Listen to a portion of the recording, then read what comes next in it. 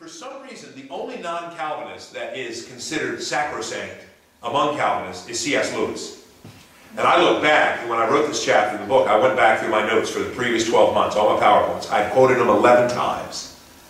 Okay, C.S. Lewis, who was anything but a Calvinist. In fact, in an anniversary article of Christianity Today, this is what J.I. Packer said about C.S. Lewis, who actually met him in Oxford when Packer was a young man.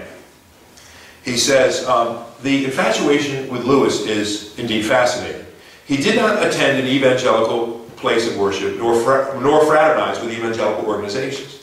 By ordinary evangelical standards, his idea about the atonement, archetypal penitence rather than penal substitution, and his failure to ever mention justification by faith when speaking of the forgiveness of sins, and his apparent hospitality to baptismal regeneration, and his non-inerrant view of biblical inspiration, plus his quiet affirmation of purgatory and of the possible final salvation of some who left this world as non-believers, were weaknesses. They led the late, great Martin Lloyd-Jones in London, England, for whom evangelical orthodoxy was mandatory, to doubt whether Lewis was even a Christian at all.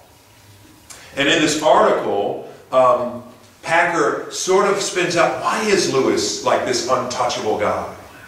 It's interesting. Now, we can talk about that some in the Q&A.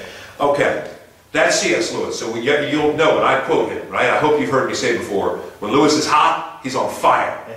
When he's not, he's just terrible. I mean, really terrible. The Great Divorce is, to me, an almost worthless book, except for a few passages where he describes heaven quite beautifully.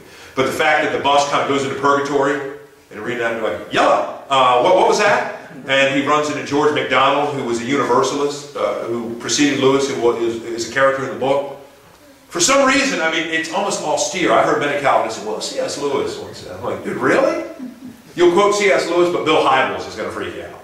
Philip Yancey is going to freak you out. I'm not so sure, because Billy Graham has been up front. He is not a Calvinist. We have more in common, I would say, with Billy Graham, Philip Yancey, Chuck Swindoll, than even we do with C.S. Lewis.